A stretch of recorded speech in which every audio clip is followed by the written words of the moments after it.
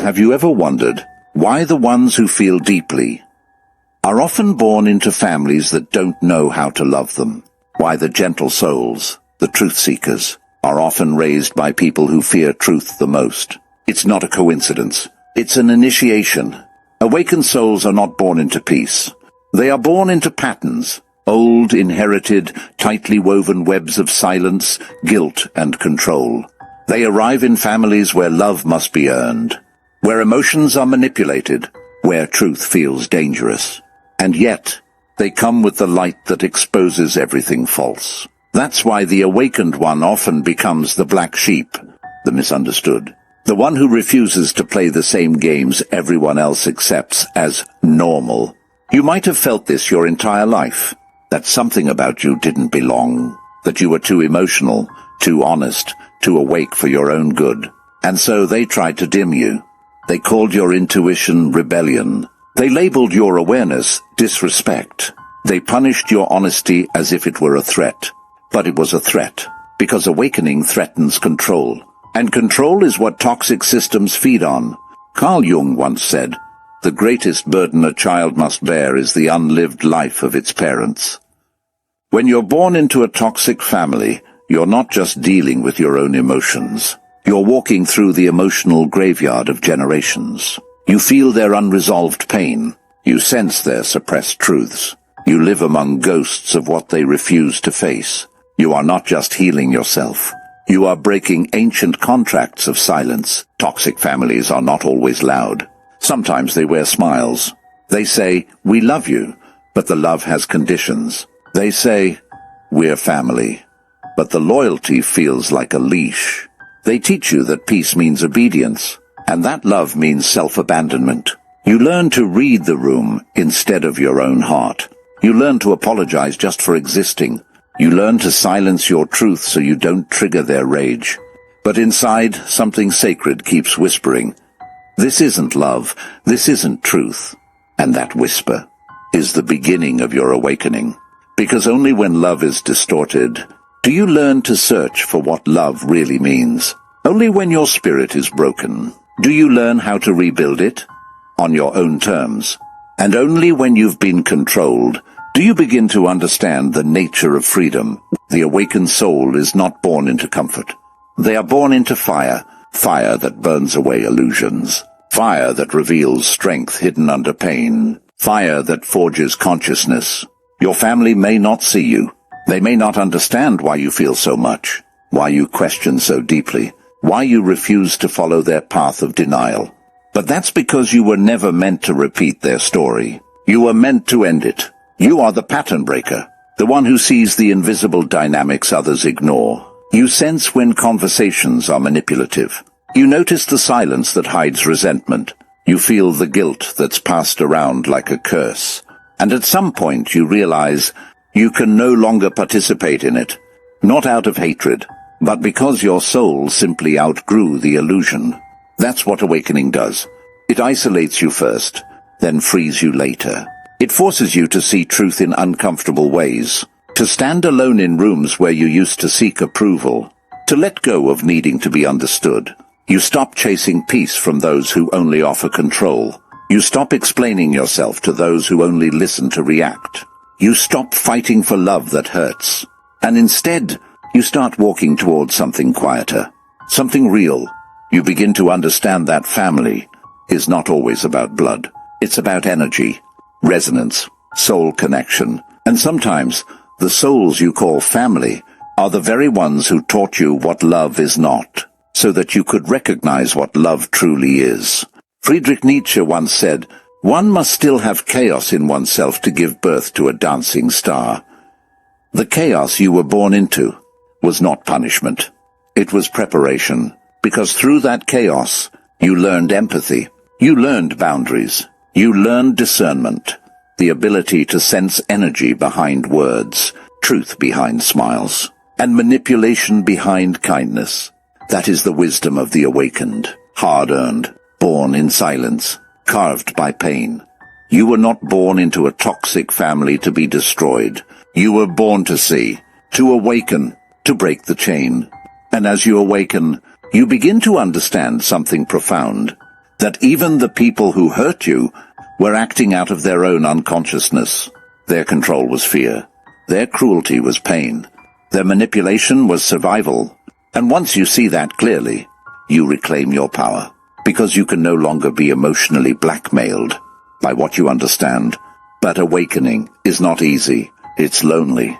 It's confusing. It's walking through life without a map, knowing only what you won't accept anymore, but not yet knowing what will replace it.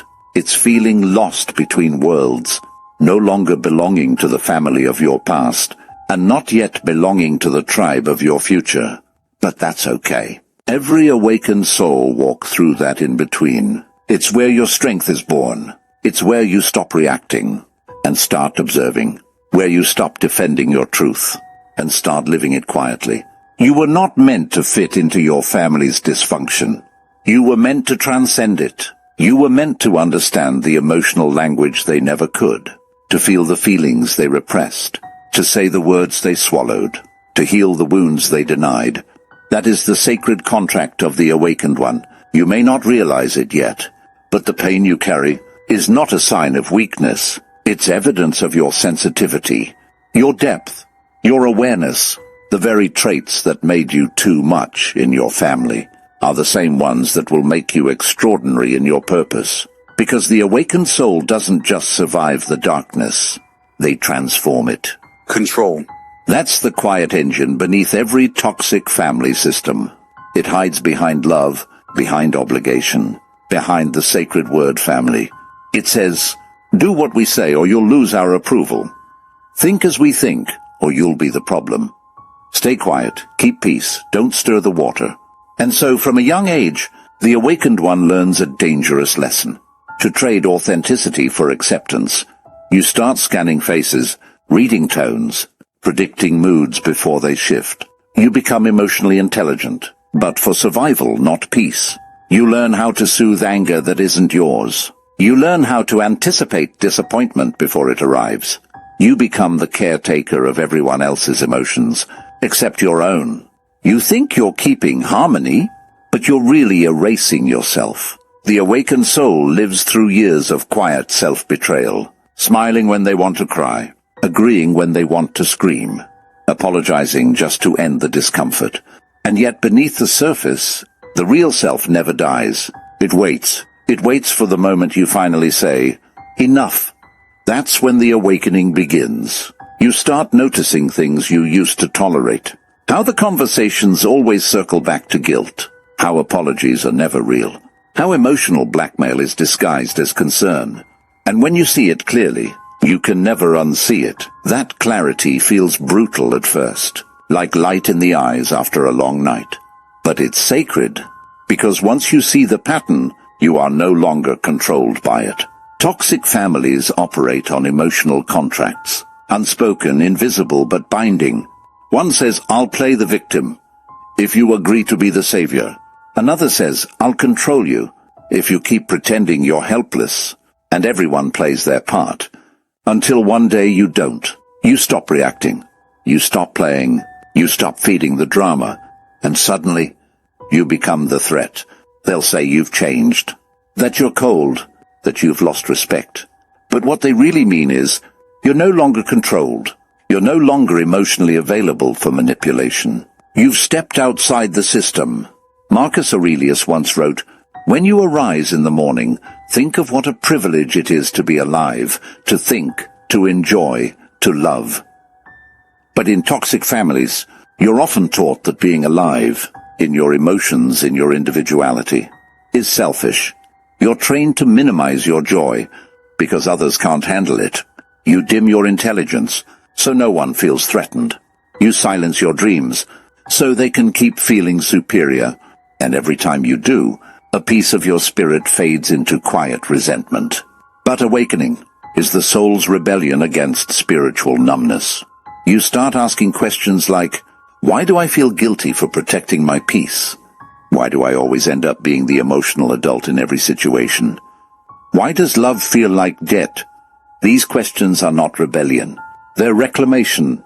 They're the beginning of sovereignty. There's a hidden law of consciousness. That pain unexamined becomes control. and control unchallenged becomes tradition. That's why family toxicity often looks like culture. Like, this is just how we are. But no, it's how they became, not who they are. And your awakening is their mirror. That's why they react so strongly. You're not just challenging their authority, you're exposing their unconsciousness. You see, the awakened one doesn't just break patterns, they embody the opposite energy. Where the family shames, they forgive. Where the family manipulates, they communicate.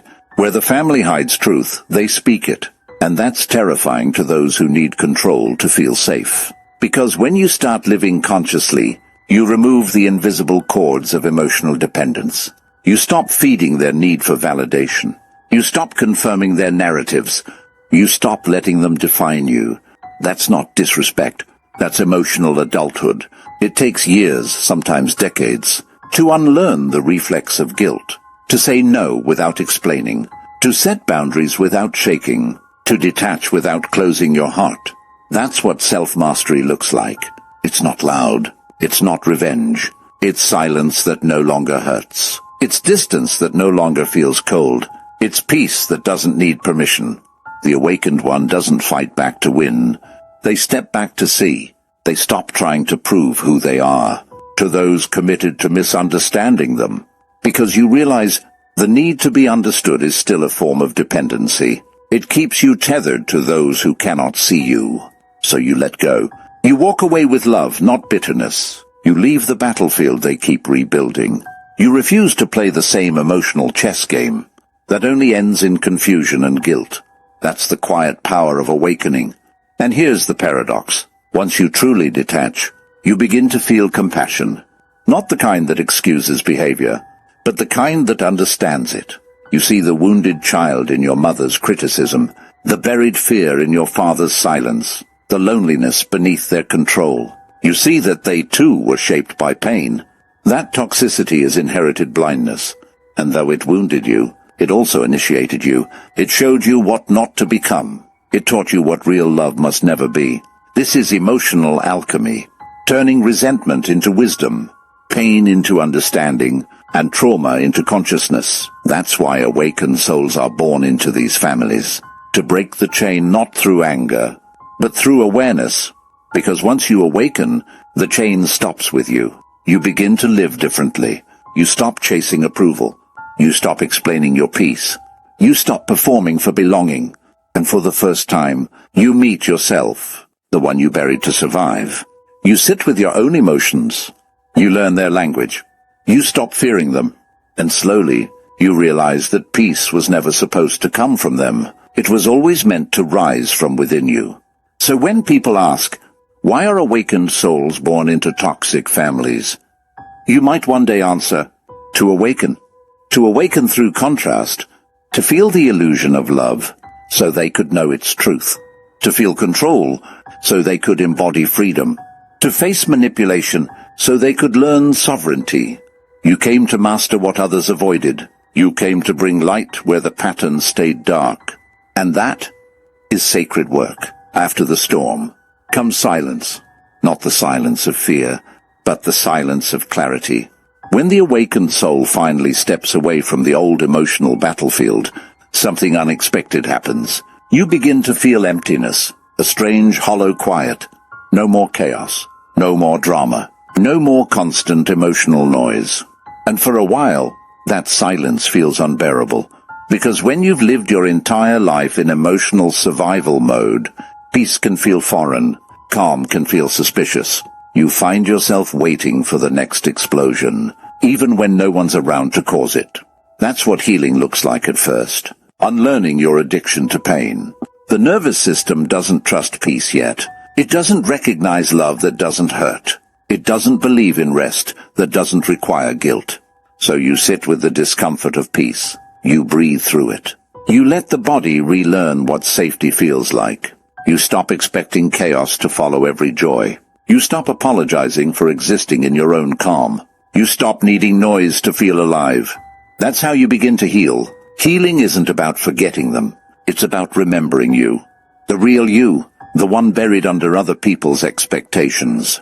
The one who silenced herself to keep others comfortable. the one who thought love had to hurt. You start asking, what do I like? What do I need? What does peace mean for me? And as you begin to answer, you start living again. But this time, on your own frequency. Healing doesn't mean they change. It means you do. You stop chasing closure from people who run from accountability. You stop expecting apologies from those still living in denial. You stop explaining yourself to those who've chosen not to listen. Because now, you finally understand. Peace isn't given, it's created. And boundaries aren't walls. They're gates that protect your sacred space. You begin to rebuild your boundaries one truth at a time. You learn that no is a full sentence, that I don't owe you that is not cruelty, that I choose myself is not selfishness. You stop letting guilt dictate your decisions. You stop mistaking chaos for connection. You stop mistaking tolerance for love. And in this rebuilding, you grow a new kind of strength, a quiet, unwavering power. It's not the strength to fight anymore. It's the strength to walk away. Carl Jung once said, until you make the unconscious conscious, it will direct your life, and you will call it fate. For the awakened soul, healing means becoming conscious of what used to be automatic. The reflex to please, to fix, to absorb. You begin to catch yourself mid-pattern. You feel the urge to over-explain, and you stop. You feel the pull to take responsibility for someone else's feelings, and you breathe instead. You feel the guilt rise when you set a boundary, and you sit with it until it loses its power.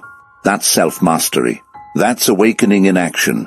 There comes a moment when you look back and realize that the pain that once defined you has turned into wisdom. The chaos that shaped you has become your clarity, and the very family that tried to silence your truth accidentally trained you to hear it louder, because you can't awaken without first knowing what it means to be asleep. As healing deepens, your perception of family changes. You begin to attract souls who feel familiar, but not by blood, by energy. People who speak your emotional language, who don't need to control you to feel secure, who see you as you are, not as they wish you to be. This is your soul family, the ones who remind you that safety doesn't require self-betrayal, that love can be gentle, that you can be fully seen without being judged. And when you find that, you finally understand why you had to endure what you did. You couldn't have recognized this peace if you hadn't known its opposite. You no longer crave revenge. You no longer seek validation. You no longer wait for their approval. You've transcended the emotional battlefield. And from this higher vantage point, you begin to see the larger pattern, that souls don't awaken in comfort. They awaken in friction, in tension, in pain, because pain cracks open the ego, and through that crack, light enters. So you start to see your family not as enemies, but as instruments. Painful, yes, but necessary. They played their role. They taught you what you came here to learn. Forgiveness begins to bloom, not as permission, but as liberation. Forgiveness says, you no longer have power over my energy. I release you from the story. I keep the lesson, not the pain. And slowly, you begin to live lighter. You no longer carry other people's emotions as your own. You no longer react to manipulation. You recognize it and step aside. You no longer shrink in the presence of control. You stand in calm awareness. You become the calm in every storm you once feared. And that calm is what the awakening was always leading you toward. Now when someone tries to guilt you, you see the pattern instead of the pain. When someone tries to control you, you observe instead of react. When someone projects their wounds onto you, you let it fall away like rain on stone. That's not coldness. That's wisdom. That's freedom born of awareness. Because you've learned that emotional maturity is not reacting from pain. It's responding from presence. The journey doesn't end with healing. It continues with becoming the integration of everything you've learned. You begin to create a new inner architecture, one built not on fear, but on truth, not on obligation, but on authenticity. You begin to design your emotional world consciously. You decide who enters your peace. You decide what energy you entertain. You decide what kind of love you'll allow. And in doing so, You finally become the parent your inner child needed. That is the final stage of awakening. Not revenge, not superiority, but maturity. You forgive without re-entry. You love without losing yourself. You care without being consumed. You live fully, authentically, and finally, free. Have you ever felt that you chose this? That somewhere before you were born, you looked at the family you would enter and said yes? Not because it would be easy, but because it would awaken you. Some souls come to earth to rest. Others come to remember. But the awakened ones, they come to transform. They are the alchemists of lineage. They enter bloodlines thick with pain, so they can turn that pain into consciousness. It's not punishment, it's purpose. There's a sacred law written not in books, but in the silence of the soul. Growth does not come from ease. It comes from friction, from contrast, from the experience of separation. So that reunion can mean something. You cannot understand light without shadow. You cannot embody compassion without first knowing cruelty. You cannot teach freedom unless you've lived inside control. And that's why awakened souls are often born where love is broken, because they came to remember what love truly is. Imagine this. Before your birth, your soul saw a family trapped in patterns, fear, denial, silence, guilt. And your soul whispered, I will go. I will enter that house of mirrors. I will feel their pain. I will remember the truth they forgot. And through my healing, I will heal the line. That's the deeper story behind your awakening. You didn't just break the cycle. You volunteered to. In every generation, there is one who awakens first. The one who sees what others deny. The one who feels what others repress. The one who carries both the pain and the light. And because of that, they suffer most, until they learn to see their suffering as sacred. Friedrich Nietzsche once wrote, He who has a way to live can bear almost any how. Your why is this. You came to bring consciousness into unconscious spaces, to feel the pain generations ignored, to embody a new way of being. That's not an easy path. That's a soul warrior's path. When you begin to see it this way, everything changes. You stop seeing your family as villains. You stop seeing yourself as a victim. You begin to see patterns, souls playing roles, each fulfilling their part in your awakening. The controller, the critic, the silent one, the enabler. Each one mirrors a lesson. Each one reveals a part of you that still seeks healing. They are not punishments. They are teachers. Painful, yes, but essential. And as you rise, you begin to see that your journey was never about changing them. It was about remembering yourself. You were never here to fix anyone. You were here to become. You were here to bring consciousness where there was confusion, love where there was fear, truth where there was denial. You are the light your lineage called for. There's a moment in every awakened soul's path when they stop asking, why me? And begin to ask, what now? What will I create from this pain? What will I teach through this healing? What kind of love will I offer the world, now that I know what love is not? That is the turning point, when your suffering transforms into service. You see, awakening isn't just about self-healing. It's about energy transmutation. When you heal yourself, you ripple that healing backward and forward in time. You heal the mother who couldn't love, the father who couldn't speak, the ancestor who died carrying shame, because you carry the light of awareness they never had. Every boundary you set, every truth you speak, every time you choose love over fear, you're rewriting the family's energetic story. That's why it had to be you. And yes, it's heavy. Sometimes unbearably so. There are nights when you'll wish you had a softer beginning. When you'll look at others with simple families and wonder, why couldn't it be me? But that's when your soul whispers, because you were never meant for simple. You were meant for depth, for transformation, for truth. You chose to learn love by surviving its absence. You chose to embody empathy by feeling every wound around you. You chose to awaken through contrast, because only through contrast does consciousness expand. Only through the illusion of darkness do you recognize yourself as light. And when you reach this point of awareness, you start to feel gratitude, not for the pain, but for what it created in you. strength, clarity, wisdom. You realize you no longer resent your family, because you no longer need them to be anything different. They are who they are, and you are who you became because of them. That's transcendence. Awakened souls carry a strange peace, not naive, but grounded, not distant, but discerning. They love deeply, but from awareness, not attachment. They forgive, but with boundaries intact.